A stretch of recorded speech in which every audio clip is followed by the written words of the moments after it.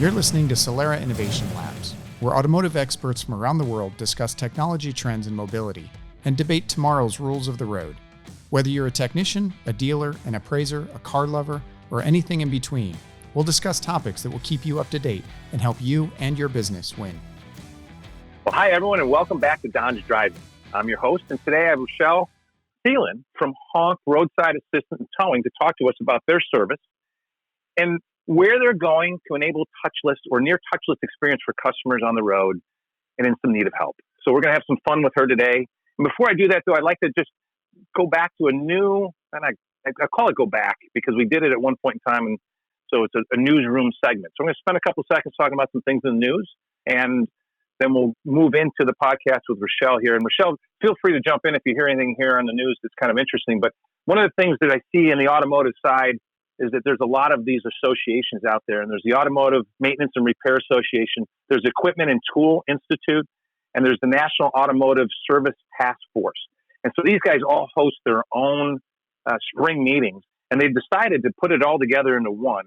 They might make it easier and more efficient for their members and to really add more value to the meeting. So I think that's kind of interesting. They're going to hold their first conference in San Diego, which Rochelle's close to San Diego. Yes, I am. Yeah, see, so right in your hometown in May. So I think it's an interesting thing for the automotive side, especially the automotive aftermarket side, to take a look at having this joint group get together. So I think it's noteworthy to talk about. The other thing, Rochelle, and I think in the news is telematics is continuing to grow. And Honda is the first manufacturer to integrate their cloud diagnostics into shop management, estimating the information provider. They've worked with one. They're going live with this next month. And I just think it shows where the industry is going because the scanning of these vehicles is becoming so complex.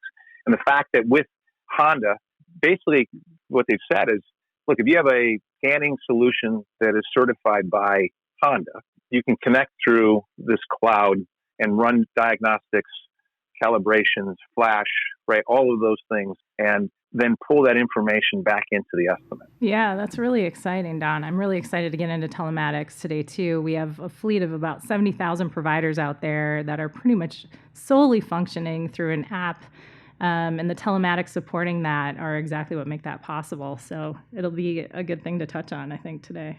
Yeah, it's going to be fun to talk about. So one of the other things in the news that I thought was just kind of quirky, so I wanted to bring it up. And there's a company in Israel.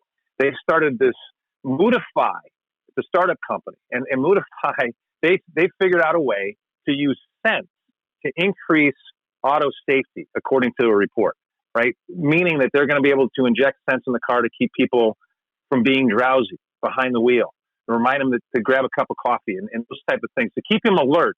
But I just think it's funny because I don't know if you remember this, but there was a time where the movie theaters actually created a section where they could actually push sense into the movie theater to kind of go with what was going on the screen, to kind of get you to feel like you're outside with the sense, right, of the outdoors. And then if you moved inside.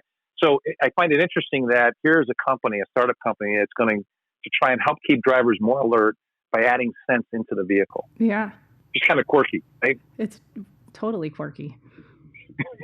But, maybe it's got relevance. We'll see what happens as the industry continues to take a look at some of these things going on out there. But look, those are a couple of points in the news that I thought would be fun to talk about today. And that's it from the newsroom. So let's go ahead and shift over to you, Rochelle, from HONK. And I want to welcome you to the show. So thank you for participating in the show and welcome to the show today, Rochelle. Thank you. I'm excited to be here. Well, look, it's I want you to give us a little bit of your background and your expertise. And for some of our listeners, I've known Rochelle for quite some time. It kind of goes back to when I was running my own MSO and Rochelle was working for one of our competitors today. And we spent a lot of time together working through some things. But yeah, now you're going to age me, just like that popcorn smell aged you a lot more than me. That's true. That's true. So look, Rochelle, give us a little bit about your background for the listeners. Tell them a little bit about your expertise, and then we're going to jump into a lot about HONK and what they're doing today. Yeah, great. Okay. Well, I basically, in my career, grew up in this industry and really over the years have fallen in love with just the ability to make change in such a meaningful space. Like you mentioned, before I worked for Mitchell for about a decade, but before then worked for Autotex back when it was still CSG. So I've been around information providers for quite some time, really started out working in the shops as someone helping with management systems. Just got to spend a lot of time through the country sitting there with a lot of mom and pop owners and really getting to understand this industry from the people side first. I think that's why I've had such a passion for it over the years. And then basically jumped ship on the corporate world a couple of years ago to move into startups. And that's where I've really found the opportunity to get on the bleeding edge of technology that's really impacting the future of this space. That's awesome. Now like you mentioned, I'm over at HONK Technologies. I'm on the executive team there. We're really, I would say, like a peripheral industry to collision. So still working with some of the same people at the same insurance carriers and looking to really automate as much of the process as possible and changing that space. Yeah. Well, let's talk a little bit about HONK and what they offer. And for me and the listeners, to kind of really give an overview, when you start thinking about HONK, we're gonna start taking a look at the services provided, and that's really kind of the roadside. Let's start over there. Let's get the mindset of that listener, right, as to what HONK is, and it's a lot of the roadside stuff from towing, flat tire, jump start, lockout. You run out of fuel, right? You need a flatbed, but you guys also specialize in some things like being stuck in a ditch, which is really a little different than just a basic tow. The tow is maybe a collision tow versus run off the road. But HONK offers all of these services as well as the exotic car towing. Yeah, you're right. So I think just again to kind of lay the land for the listener and why HONK is different in this roadside and tow space is HONK was founded by an entrepreneur that did not come from the industry, which I think is a success story that you hear at a lot of companies doing really innovative things out there. He basically had a horrible experience getting a tow and roadside himself. So it's really a technology and a product mindset. So everything's done as an app. And where this business really changed this industry is up until HONK was formed, it was a territorial model in towing. And that's why even for listeners, anybody who's ordered roadside or, has needed a tow before, it's so frustrating because they always tell you an hour. You end up waiting an hour or more. You look around and see 20 tow trucks around you and wonder, like, why can't one of these guys help me? And that's because they've owned these territories. So no matter where you are, someone owns your space, and all those tow trucks around there aren't necessarily the ones who are going to come and help you. And in order to make as much money as possible, a lot of these companies would stack calls in between your need that really put the customer last in the situation. So HONK came along, and much like Uber and Lyft and a lot of these marketplace models out there, created an algorithm that would put the customer first and basically make the customer a beacon in the middle of all those tow trucks, and using learning over time to discover which would be the best fit for them, going off of distance first, and then all those different things you're mentioning, type of car and situation and all of that, would find the person closer to them. And we were able to cut that service time down significantly, raise service levels because now people were fighting to win those jobs instead of guaranteed them, and really put towers in a much stronger position to be able to run the business the way they wanted to. So I'm going to stop you there for a minute because I want to bring this in for the listeners. At one point in time, I had a towing and transportation logistics. So towing was one of them, and automotive transportation was another business that I was involved in and running. And historically, just for that listener, the way those towing organizations work, you're on police tows, you may be on certain roadside assistance companies, you've negotiated rates, and you have a main phone number. They call in when they get something from a customer. So the points can come from different spots, right? Or the customer can come from different spots. And then your phone number is given out, or the police department has dispatched you. And that's kind of how traditionally you got it. And then you were communicating with your truck drivers or your tow truck drivers and kind of balancing from a central point. Now, some towing companies are bigger than others. Some are just a few trucks. Some are multiple trucks. But today, with what HONK's done on the app, is truly like Lyft and Uber, where the tow truck driver logs in, and based on his availability, he's either in a tow or not in a tow, and then it shows what kind of truck he has, what kind of vehicles he can tow, and they can they can say yes to that tow, which provides the service much faster, right? Yeah, that's right, Don. And I think the other thing that I really like about this situation, and again, just working in the collision industry for so long and knowing independent shops and shops that work with DRPs and just kind of the whole conversation over control of that repair is on this side, every single time that we're sending a job out and asking a tower to take that job and they get this honking sound on their app and it pops up and tells them information about the job, we have to earn that. There's no contract that says every time someone needs help, they're going to say yes. They can absolutely say no, and that drives this company, I think, far more than a lot others out there to focus on that and try to see like how we can impact our network and keep them choosing us first. Well, that's why I'm so excited about having you on the show and talking about it, because look, when I go back and look at just towing, when I had the own towing business with the shops, like you said, they say you're going to be in there in an hour. Part of it is you're trying to figure out where traffic is, where I've dispatched a truck, where the closest truck is, how can I get him to drop that car and then get to you in a timely manner. And then I've got a contract with the police department that says I have to be there within X number of times. So before you know it, I can't get there. But the way you guys have built your application. Yeah, we know all that. You know, right? and now you can dispatch it faster. So the interesting side of this is a couple of things, and I'm going to ask you some questions because one, I see this being a huge advantage for insurers to move to this type of model versus the traditional roadside assistance companies that have a call center, it centralizes, comes in, then they try and figure out where the towing guys are. They've negotiated with the tow guy to get it within so many minutes or within an hour, and if they don't, then they're having this. It kind of changes all of that, disrupts that, right? It completely changes all that. And actually, it's an exaggeration. What you're saying is more than most insurers get.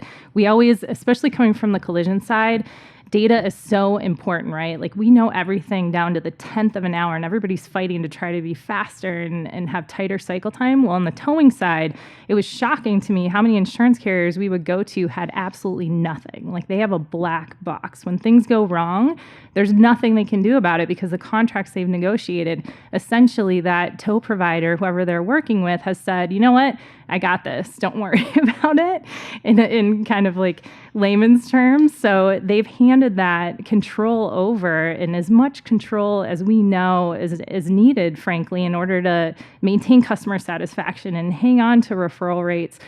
They just haven't had an option before. And HONK came through with this totally transparent model where we know everything about every tow, every provider, and are able to put dashboards in front of them that it's just an awesome experience to be able to see them react to that. Yeah, and again, for our listeners on the podcast, towing is a extremely highly fragmented industry, right? There's not huge national players. There's not these big MSOs that are in multiple states and covering huge territories. I mean, there may be a very large, strong regional guy. So, for example, I'm in Chicago, and there is one very, very strong player in the Chicagoland market. And these guys kind of own the world in Chicagoland. But that's not the norm, right? And so with HONK and doing the technology like Lyft or Uber, where the driver logs in and they can see and grab a tow that, that's close to them, this changes all the dynamics. It's just, to me, it's incredible in what it does in comparison to the traditional model. Yeah, absolutely. And I think something just that's been interesting for me coming into this industry is I've been able to take a lot of what I've learned in working with shops and carriers and DRP programs and bring that into that marketplace model. So we've been able to, that frankly was my job when I came into HONK, was really to look at the network and say, like, how do we create the best pool possible? Even though we have 70,000 providers in there, how do we rank them and hold them to such a high standard that when that algorithm goes out there and looks for who's the best partner, they're only looking in a pile of the best of the best. And I think over the last couple of years, that's really been what's catapulted us to where we're at now, where we're renewing with top 10 carriers and getting to talk about things like we are today. So you bring up an interesting point. So I wanted to make sure that I get back to this because we're talking about kind of the business side of it, and let's talk a little bit about the customer experience side, because what you're talking, and the customer meaning the vehicle owner, what you just said here is that as you guys take a look in your algorithms and how to find the right tower for the situation, you guys are also ranking these towers, making sure that you have the best of the best. So that's something that's inherent into the technology and the software. So you're not getting someone who's got a pickup truck and a wheel dolly. Because this equipment, and let's just face it, so the people that know, I mean, an average tow truck, a flatbed tow truck, driving down the street, you're spending 95 to 100K for that truck, minimum, right? And people don't realize that. And in the modern vehicles today, the majority of them are all-wheel drive. You cannot put it on a wheel lift. It can't just be lifted and towed, right? You have to put it on a flatbed, right? The consumer doesn't know these things. Yeah, it's just like it's the same dynamics impacting the collision industry. And frankly, like the tow industry is further behind as far as acknowledging that, I think, and how much vehicles are changing and how much the investment in equipment is really front and center right now. And I think a lot of people's mind and conversation is how, because there aren't, frankly, as many like large MSO type operations out there to be able to afford to continue to service them. So it's a really interesting thing. And, to get back to what you were saying about how the algorithm is really front and center, this is something that I think everyone's going to be thinking about in the next few years, which is how do we use machine learning and AI to really remove the human aspect out of it too. And what I mean by that is like, it's kind of funny because when you're talking about equipment and, of course it's looking to make those type of match. I think of things like, all the relationship-based things that not necessarily are best for the customer sometimes, right? Where we don't want to go out there and pick a tower just because he's buddies with someone and has known someone for 20 years if he doesn't deliver the best service and if he's an hour away when there's someone who maybe has just entered the industry 2 years ago, has great equipment, great service, and is really fighting for every job he or she can get. And I think a lot of that stuff still exists, especially, it definitely exists in our competitors. I see it out there a lot. And it's something I think our industry has really been supportive of is we're a great entry point for people to be able to grow their business because we don't select people through relationship. It's frustrating for some people to understand that they can't come to a show, come up to someone like me as an executive at the company and say, how do I get on your program? How do I get more work? And my answer to them is, do your best work. There's nothing I can really do about that because it's their work and how they're interacting with customers that are going to have the computer make that decision. Yeah, they get more business by being good. Yeah. The better you are, the more business you get. And the more effective and efficient you are, the more available your trucks can be. I mean, look, at the end of the day, and this is the honest God truth, when I was on the towing side, and this is for the listeners, obviously towing something that's 30 miles away, 30 miles doesn't sound like it's that far. Think about the time to drive 30 miles. Now I got to go hook the car, put it on the back, maybe even clean up the scene, depending on where I'm at. Then I got to go drive it to where its destination is, and then I'm now free to go tow another car. So look, you make money in towing by towing close, not far. Right. If I'm going to get something within 2 to 3 miles away from me, I can go pick that car, grab it, drop it, move to the next car, and become available again with inside the app for another tow. And if I do it successfully and with good customer service, I'm going to rise. Yeah, this is all about cycle time, just like it is in the collision industry. And I think that's something that we're really working to help educate our industry about. It is about how quickly you can move. You don't want to be on the phone like a lot of our competitors and just other people in the industry were so still tied to fax and phone until a couple of years ago. And now most of that work is moving app-based. I think HONK really started that evolution, and people are getting that now. But for us, it's really about how to give the best information at the exact right time, so no one ever needs to have a human involved. And wonderfully, like we've been successful in having humans completely removed out of the majority of the process. Well, we still need the humans. Come on now, we still need some humans, right? Well, actually, that's an interesting thing just to talk about too, because a lot of people are talking about AI and machine learning, and AI and machine learning at HONK is actually used in a lot of ways to determine when humans do need to get involved. So, correct. Like a really good example of that is if you call in to your carrier or even go in through an app and we know, it's Dallas, it's the middle of summer, it's 100 degrees out and there's kids in the car, for instance. The AI and just learning with other things internally and externally will actually pull that job out and get a human involved in there because we know that this is a high risk situation. And that's been something that hasn't been done in the past, right? We're able to rank jobs differently. Yeah. So here what I want to do, and I want to kind of give more of an overview for the listeners, and I'm going to walk through what I feel, and you guys tell me where I'm wrong here, in your application, and I'm going to do it from a tow provider. So if I'm a tow company or provider that's part of HONK's network, right? I'm just, again, trying to visualize the fact that I'm going to log into the application in the beginning of my day, and at that point indicate that I'm available, right? Or that truck is available. Yep. From there, depending on where I am, because it's going to be pinging me from a geofence, I would imagine, right? Telling me where that truck is. Based on what incoming information is coming into HONK, I may get pushed with it now making a sound, the honking sound, that I have. Yes. I have Everyone loves the honking sound. Yeah, I have a tow that's available. And now I got to go look at it and see if it's something I'm going to take, and I can accept or not accept that. Very similar to Uber and Lyft, correct? Right. Okay, so now I'm going to accept it. You're right. We should do this. Why haven't we done this, Don?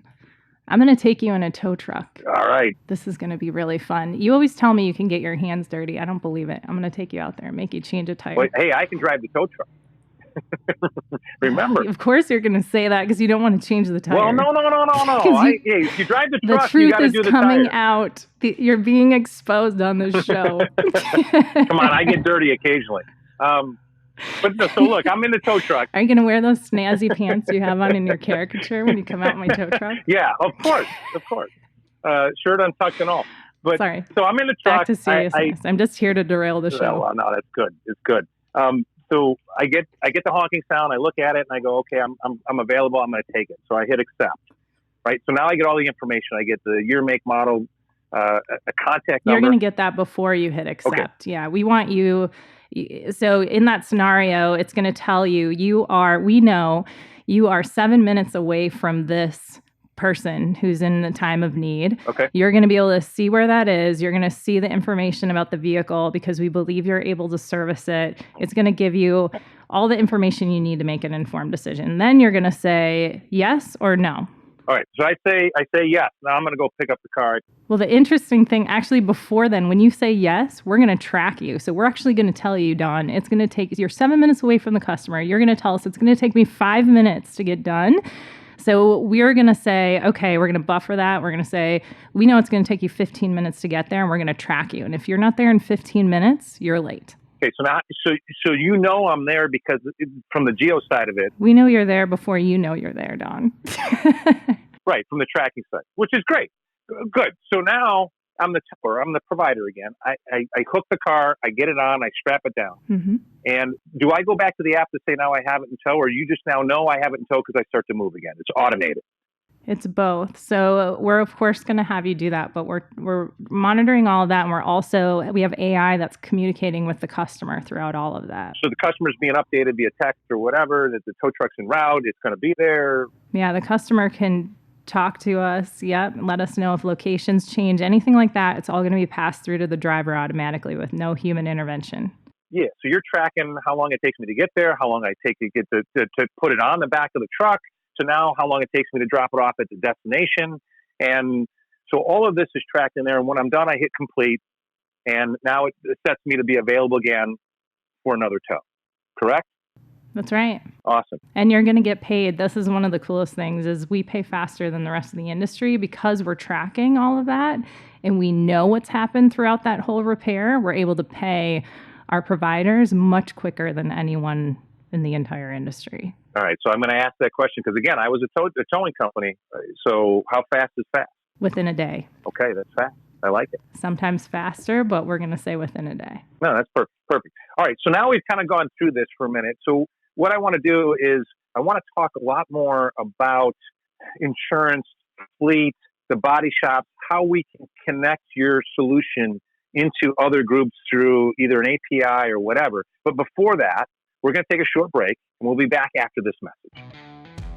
If you're listening to this episode of Solera Innovation Labs on YouTube, subscribe to our channel, give this video a thumbs up, comment below on what you thought about the episode, and feel free to ask questions about anything you've heard today, and tell us what you want to hear more of. Well, welcome back. We're talking with Rochelle Thielen about towing and roadside assistance from HONK. So, Rochelle, before the break, we were talking and really walking through the application, how it works for the tow. provider, right, for that service provider. But I want to pivot to start talking about your relationships with insurers, fleets, the body shops, mechanical shops, right? Because all of these groups need it. And I would imagine that there's an API that can be connected into either shop management solutions, claim management solutions. Talk to me a little bit about how HONK is working through and communicating with the first notice of loss providers, be it the shop, be it the insurer, be it the mechanical shop. How are you guys connecting to these groups today? Yeah, absolutely. So the answer is yeah. We're so our flagship and first top 10 carrier was Farmers Insurance, who took an enormous risk in getting partnered up with a startup like HONK was at the time. This was probably 4 or 5 years ago, and they've recently renewed and seen great things happen. But that was one of the first things I think that we had to do is figure out how to get data connected, both with their systems as well as downstream.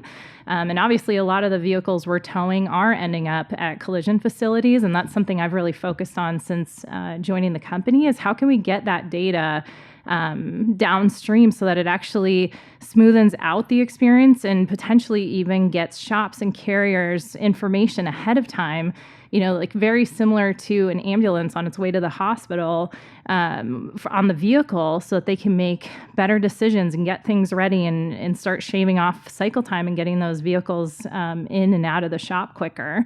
I think, a lot of the information that we're gathering is the exact same information as the shops are getting on policyholders. We're just getting it first because obviously, the tow's happening before the vehicle gets into the shop. As far as like pushing that information in there, I mean, the sky's the limit when you're on scene at an accident on how much you can gather. And I think that's something that hasn't been leveraged enough, especially with all the tools that are out there today to do predictive estimatics and be able to connect so many things with the right amount of data that is available at that time. So, that's a really exciting topic for me and probably up there at the top of my list on things that I'm really focused on this year. So it sparks a question for me when you start talking about that you may get the information first, right? When you talk about your relationship with farmers. And farmers in their DRP program, and I think we're going to have a lot of shops listening and maybe insurance executives listening to the podcast. So one of the things that is interesting is that the first notice of loss comes into farmers, right, your group. And at that point in time, they may be having a conversation with the customer about having that car towed and to what facility. And the consumer may go through and select a shop. And that shop will get an assignment at the same time, more than likely, that HONK will get that assignment to get that vehicle towed. Is that fair that both will get it at the same time? Or do you see that some of the DRPs go there and that the insurer is allowing that shop to make the decision on who they tow? Yeah. So in most cases, I would say on the HONK side, we're there when things happen, right? So the example I would give is like the accident just happened, right? And the person's calling farmers for help, but they need to get their car off the road. Reporting it at the scene, if you will. Exactly. So that's what I mean by like, we're there before people are even level-headed enough to make that decision on where that vehicle is going to be repaired or, even if that vehicle is going to be repaired. And that's some of the really interesting stuff that I'm thinking about is like, is that vehicle even repairable? The consumer's not thinking about that. The carrier, in most cases, is trying to facilitate, but, there may be the highway patrol just saying, get this thing off the road right now. And with the limited information that we have, if we're able to connect that stuff through to some of these systems, we can make that decision and make sure that vehicles don't get into shops that aren't repairable and just use up space and kind of slow down the process. Or if they are, needing to go to specialized facilities, we have that information. It's something I think that's not being dealt with in most cases today. Yeah, I'm putting myself in that shop perspective, insurance perspective, and trying to ask them some questions that I think are just ultimately intriguing to me. So first notice of loss, I get it.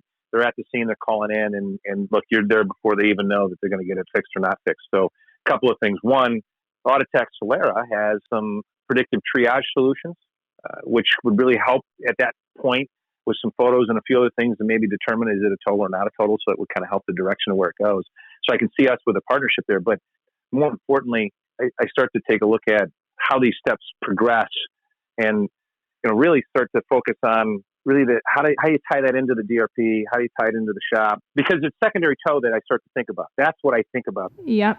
So we're thinking about that too. Yeah, I'm thinking a lot about that too. So I do know, just like you do, coming from owning a shop before, and as you have, and just spending a lot of time, especially at the MSOs, is like data, dashboards, control of that process is so important to staying ahead of the pack. And with towing today, what I've noticed now that I'm really starting to look into it is they don't have control of that, right? So a lot of that stuff's handled in regional relationships or, these kind of one-off things happening, just as the description I gave of an insurance carrier not really knowing what's going on. The MSOs, I don't believe, have the ability to see the same level of detail on that vehicle that they do once those vehicles get into their shops. Correct. So it's a black hole, right? And this is, in some cases, a day plus of vehicles getting lost, or they don't know where it is, or, the customer needs to be taken care of. And this is something I think that we can shed a lot of light on and connect and be faster. Yeah. And talking about the technology, so with the APIs, and I'm just trying to think through the shop side of things. First notice loss, you guys tow the car. It's now sitting somewhere in storage, right? Being stored until the consumer now makes a decision on where to bring the vehicle for repair, be it mechanical, be it collision. But let's just talk collision for a second, right? So where am I going to get my car fixed from the accident? So now it needs a secondary tow. And I'm just trying to figure out through your APIs and a connectivity into either shop management or estimatics, knowing it's a non-drive, is there a way to ping your database on a VIN number to say, yes, this was towed by HONK, and HONK can facilitate the secondary tow already from there? Because when you look at the speed, at the accident scene, it's huge, right? What you guys are doing there is just unbelievable, right? The Uber side of it is awesome, and Lyft. Now I think of the secondary tow, truly moving it from the storage to there, and how do we create that process? And how do the solutions start to talk, right? Yeah, now you're speaking my language too. This is exactly what we're talking about at HONK as well. So this is, I think, just because we're a young company, is a new chapter that we've started to explore. And especially just coming from my background in the collision industry, I've inserted a lot of that conversation into the company. The exciting thing about working for a company like HONK is, like I mentioned in the very beginning in the intro, is we are a company of product people and engineers, right? So we look for hard problems to solve, which is exactly the kind of person you want to partner with to solve problems like that and connect into systems. Because although I am not an engineer, and I've learned over the years not to make promises for engineers, I feel extremely confident that we can make, I'll say, stuff happen in the interest of the podcast. And I think working for HONK, that's been the thing that, like, every day I'm so excited to go in there, because we do things like innovation groups where we push code every single day to solve a problem, which is nuts when you really think about that, coming from a big corporate background, that you're pushing live code out into product on a 24-hour period, sometimes for months straight, to solve difficult problems. Mm-hmm. So it's kind of like, when I think about this kind of stuff, it's like, yes, give me that problem. Give me somebody like Solera, or a partner like this, that wants to go after that, and we can absolutely deliver on stuff like that. And it does change industries when you partner up with young companies like this that are iterating that fast and are saying, why not, all the time. Right. So let me ask another couple of questions. So, we've talked a lot about that on the insurance side. You're also working with fleet companies, which obviously need to tow a lot. So this would be your rental car companies, large leasing companies. You guys work a lot with those and probably integrate into their solutions with your application, right? Yep. I want to talk a little bit about B2C. Right? If I'm a consumer, yep, and going to the App Store and looking at HONK Partner, that's one of the, and you have HONK Mobile, right? Those are a couple of the apps that you have, but HONK Mobile is really for the B2C, the consumer that can just go in, and if they're on the side of the road. So I think what I want listeners to know, look, obviously we're in the automotive world, and we probably have a lot of shops and executives in the insurance space listening to these casts, but the bottom line is if I'm just an average Joe consumer, I can go download this application, right, from the Android or Google store. And if I need a tow, I can get it. Is that correct? Right? Yeah. That's how the company was initially formed, was as a B2C company, to kind of say out there, some people don't want to pay a yearly membership for something that only happens on average every 3 years, right? So maybe I need a tire change. I don't need a lot of to throw that term out there, millennials, right? A lot of us young folk. Wait a minute. Hold on. Now you're calling you're not yourself in a that millennial? Group. I am a millennial. I'm cusp millennial. Oh, wait a minute. Come on now. We'll talk about that offline. Okay, buddy. I am going to take my picture next to your person over here. To my character in the studio? Yeah. All right. All right. Well, yeah, I'm going to hold on to that just one. So everyone listening, Rochelle is a millennial, just so you know. All right. So the millennial's going to download the app. Moving on. And Don, let me just ask, are you a millennial? I am just outside of that range. Just outside.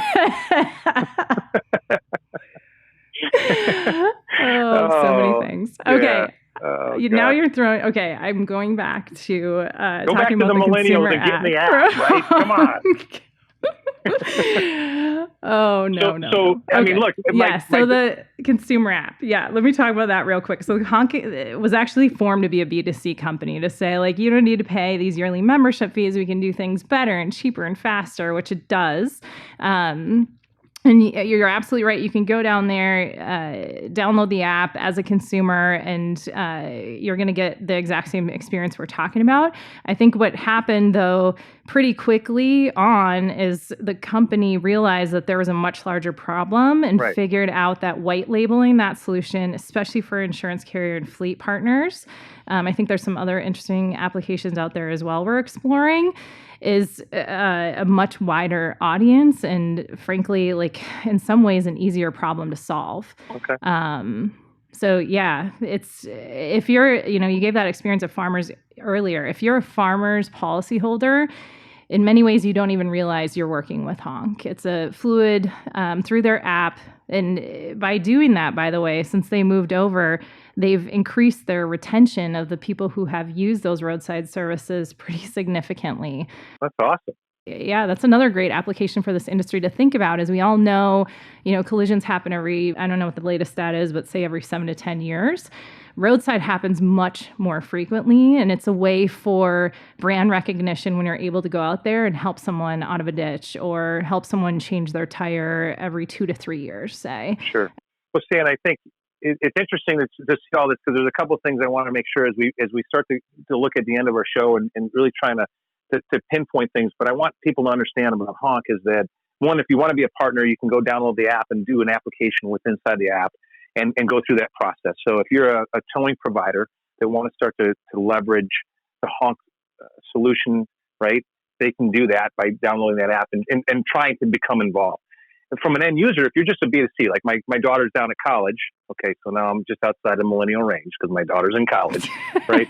I could tell her to download a HONK Mobile and just, hey, look, have it on your phone just in case. If you had a flat tire or whatever, you can go right here, and now I know my daughter's being helped and done securely through that, right? Mm-hmm. And she's going to get helped in probably 20 minutes versus an hour, and by somebody who actually is earning the right to be there versus angry that they have to take another job. It's right. So many things you learn about an industry when you come into it. It's fun stuff. But then also, if because I'm insured through State Farm, so look, I'll say that because that's my personal experience. And with their mobile application, I can go ahead and request roadside service through there. And in many cases, like you said, with farmers, people may not know because it's white labeled that when you do that request, it's actually going through the HONK Technologies. Is that right? But they will know when they do it. They'll see a difference. They'll see a difference because of the connectivity. And again, we've walked through that experience for a consumer where they're getting updated throughout the process with the truck and all of the technologies they have behind it. So I'm going to power with you guys. And I think, so that kind of tells everyone how they can get, if I'm a provider, how I can get involved, if I'm a consumer, how I can get the app, and if I'm an insurer or a shop. But one of the things, and I brought it up in the news about the event in May where the Automotive Maintenance and Repair Association with Tool and Equipment Institute and the National Automotive Service Task Force are combining is this a target for HONK to kind of go in and start to work with those associations in the mechanical space? Because look, the mechanical world's highly, highly fragmented, and more so I think than the collision. And there's a much larger number of them. And I think it would be within your wheelhouse because these guys need towing services all the time, and they're just working with a local guy, right? Yeah. But that doesn't lead to good customer service. Are you guys going down those paths as well? Yeah, I think like any growing company, we're unfolding each chapter as it makes sense and really trying to be thoughtful about, building the best tools and not growing so quickly in these multiple different facets that we lose what we do really well at the core. But mechanical is incredibly interesting. I know we've had some good conversations about it. Collision just being my home turf. And like we've talked about through this discussion, there's just so much opportunity there right now. Are all really interesting areas to me. There's a lot of other ones out there when you start to talk about the OEs, as well as just all these different areas where data and connectivity become important. That I think this is just a really interesting time to start weaving that stuff together where it's been really disjointed up until now. Well, look, here's what's funny is if you go back and look, and I say it's funny, when you look at towing in and of itself, people think of a dirty, dungy kind of world, and it really isn't. But what you guys have done is taken technology, machine learning, artificial intelligence, and created this automated process that makes it very, very simple and easy for the consumer. And that consumer being connected to you through fleets, through insurers, through shops, right? And really making it a painless experience and a much more connected experience.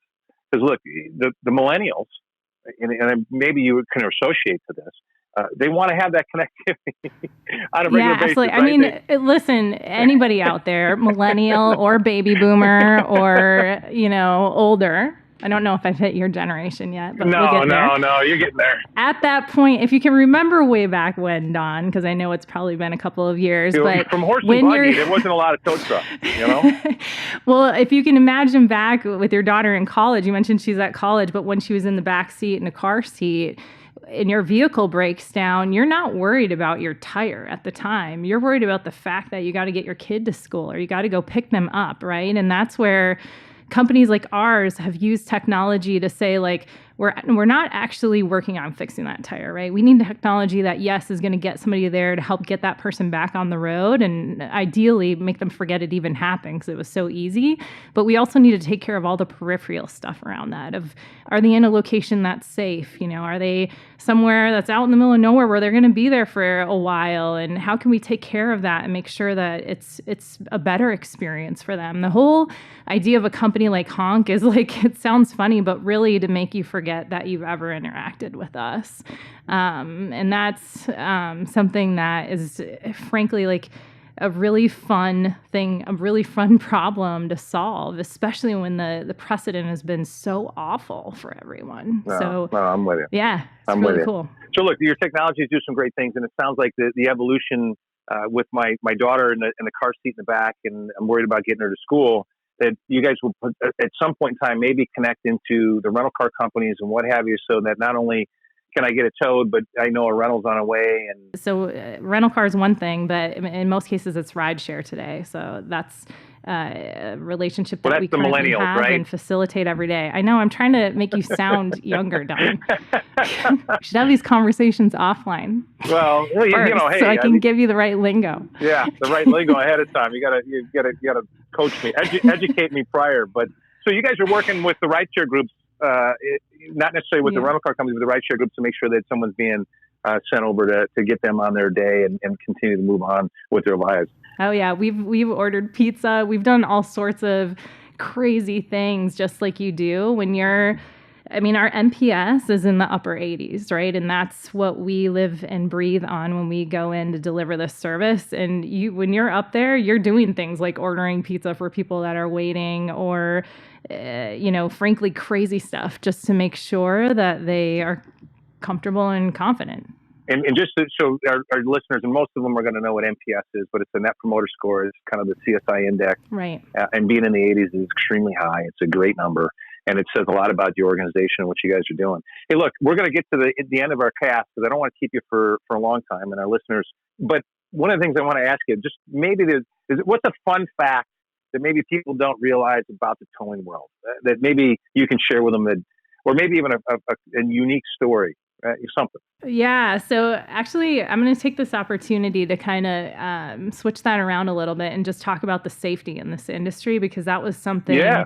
Yeah. So that was something I think that was really grounding for me when I got here, right? So you kind of described, unfortunately, early on, a lot of people think about towing's this grimy industry where people are driving around in trucks every day. And when it really comes down to it, these people, these men and women that are out there, are heroes in every sense of the way. I see this every day. So I live in LA and I go down the 405 and somebody's broken down in the second lane of the 405 with people buzzing by at 85 miles an hour. And they're out there trying to help this poor person stuck in there get off and out of that situation. And just in the first, whatever we're at now, couple of days of 2020, there have been 5 people that we have known of in this industry who have died doing this job, right? It has one of the highest death rates of any job in the country.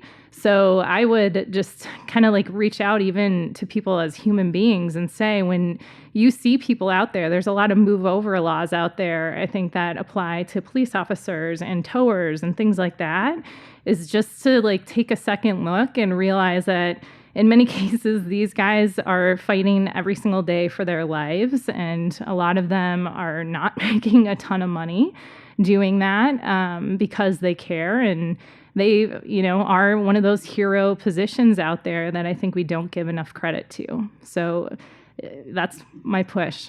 No, I appreciate you bringing that up, because it's true. I mean, when you look at the safety of it, and having my own towing company for a long time, we did a lot of local and police tows and collision tows.